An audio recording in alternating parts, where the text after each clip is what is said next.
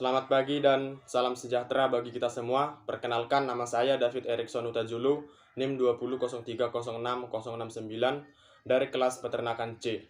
Dengan mata kuliah Produksi Ternak Unggas, dosen pengampu Ibu Tati Vidianasari SPTMP dari Program Studi Peternakan Fakultas Pertanian Universitas Sumatera Utara. Pada video kali ini saya akan menjelaskan tentang ovarium dan oviduk, sistem reproduksi pada ayam betina, proses pembentukan telur, sintesis yolk atau kuning telur, sintesis putih telur, dan juga sintesis kerabang telur. Baiklah, saya akan menjelaskan tentang ovarium dan oviduk. Sistem reproduksi ayam betina terdiri dari ovarium dan oviduk. Ovarium adalah tempat pematangan sel telur, sedangkan oviduk adalah saluran yang menghubungkan antara ovarium dengan vagina. Oviduk terdiri dari banyak bagian, yaitu yang pertama ada infundibulum, lalu ada magnum, ada isthmus, lalu ada uterus, dan juga ada vagina. Pada umumnya, sistem reproduksi pada unggas yang berfungsi itu hanya pada bagian yang sebelah kiri, sedangkan bagian yang sebelah kanan akan bertumbuh, kemudian mengalami regresi sehingga rudimenter. Bagian yang kanan ini dapat ditemukan pada kloaka ataupun di dekat kolon. Baiklah, yang selanjutnya saya akan menjelaskan tentang sistem reproduksi pada ayam betina dan proses pembentukan telur. Sebagaimana kita tahu, sistem reproduksi pada ayam betina itu terdiri dari ovarium dan juga oviduk. Oviduk memiliki banyak bagian dan saya akan menjelaskan satu persatu. Yang pertama adalah infundibulum. Infundibulum merupakan bagian paling depan atau bagian paling awal yang memiliki panjang sekitar 7 cm. Di infundibulum, kuning telur akan dibungkus oleh selaput kalaja sehingga diskus germinalis akan selalu berada di bagian atas. Lalu yang selanjutnya adalah magnum. Magnum merupakan bagian oviduk yang paling panjang yang memiliki panjang sekitar 30 cm. Di dalam magnum terjadi proses pembentukan albumin sehingga memiliki dinding yang tebal dan juga berlipat. Baiklah, yang selanjutnya adalah isthmus. Isthmus adalah bagian dari oviduk yang memiliki panjang sekitar 8 cm dan memiliki diameter yang lebih kecil daripada bagian yang sebelumnya, sehingga isthmus disebut juga sebagai bagian penyempitan. Di dalam isthmus terjadi pembentukan dua membran homogen, yaitu inner cell dan juga outer cell. Yang selanjutnya adalah uterus. Uterus merupakan ruang atau berupa kantung yang memiliki panjang sekitar 8 cm. Di dalam uterus terjadi pembentukan kerabang yang merupakan lapisan kutikula. Terjadi juga deposisi kulit dan pigmen telur. Lalu ada bagian vagina. Bagian vagina merupakan bagian akhir dari saluran reproduksi. Di bagian vagina terdapat cincin sirkuler dan lipatan di permukaan yang berfungsi sebagai tempat penyimpanan spermatozoa. Akhir dari vagina yaitu kloaka.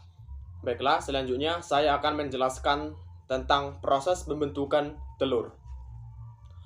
Proses pembentukan telur dimulai dengan terbentuknya kuning telur di dalam ovarium. Ovum yang telah matang akan dilepaskan oleh ovarium dan ditangkap oleh infundibulum. Kuning telur berada pada bagian ini selama 15-30 menit tanpa mengalami penambahan unsur lainnya. Dari info di bulum kemudian menuju magnum. Di dalam magnum terjadi pensekresian albumen telur yang memakan waktu sekitar 3 jam. Selanjutnya akan masuk ke ismus. Di ismus, telur akan dilapisi oleh 2 buah selaput tipis atau membran sel yang akan memakan waktu sekitar 1,5 jam. Setelah membran sel terbentuk, selanjutnya akan masuk ke dalam uterus. Di uterus terjadi pembentukan kerabang telur yang akan memakan waktu sekitar 20-21 jam. Lalu setelah itu, telur akan masuk ke dalam vagina. Di dalam vagina hanya beberapa saat saja sebelum dikeluarkan dari kloaka. Baiklah, selanjutnya saya akan menjelaskan tentang sintesis yolk atau kuning telur. Yolk hanya mengandung kurang lebih 50% air. Sisanya pada umumnya terdiri dari protein dan lipid dengan perbandingan 1:2. Lipid dan yolk berbentuk lipoprotein. Padatan yolk mengandung fosfoprotein atau disebut juga dengan fosfitin, lipoprotein, lipofitelin, atau high density lipoprotein atau HDL. Sedangkan karbohidrat yolk adalah polisakarida dalam bentuk mannose glukosamin. Peningkatan level FSH terjadi secara simultan dengan meningkatnya pengikatan FSH pada jaringan ovarium. Terjadi sekitar 15 menit sebelum terjadinya ovulasi. Baiklah, selanjutnya saya akan menjelaskan tentang sintesis albumen atau putih telur. Protein albumen terdiri dari yang pertama itu ada ovalbumin, yang kedua ada ovotransferin, yang ketiga ada ovomucin, yang keempat ada ovoglobulin, yang kelima ada lisosim, dan yang terakhir ada alfa dan beta ovomucin. Hormon-hormon steroid memiliki peranan yang sangat penting dalam proses sintesis protein pada sel oviduk. Beberapa penelitian menunjukkan bahwa estrogen memberi efek pada sintesis protein pada beberapa jalur sintesis. Misalnya ada sistem enzim, lalu ada menstimulasi pembentukan asam nukleat. Pada penelitian lain diungkapkan bahwa efek estrogen dapat berupa oksigen dan sintesis messenger RNA yang baru. Dan pada penelitian yang lebih kompleks atau general menunjukkan bahwa estrogen memiliki peranan yang sangat penting dalam meningkatkan sintesis RNA dan DNA. Selanjutnya, saya akan menjelaskan tentang sintesis kerabang telur. Vitamin D memainkan peranan penting dalam regulasi metabolisme kalsium melalui pengaktifan metabolit 1,25 dihidroksi vitamin D3. Konversi ke dalam bentuk 1-hidroksilasi 25 dihidroksi vitamin D3 ini terjadi di dalam ginjal. Aktivitas renal 25 dihidroksi D3 1 hidrosilase meningkat secara periodik hanya ketika dalam fase bertelur, ditandai dengan meningkatnya total kalsium plasma. Kalsium binding protein atau CABP telah diidentifikasi dari kelenjar kerabang dan diketahui bertindak sebagai transport kalsium.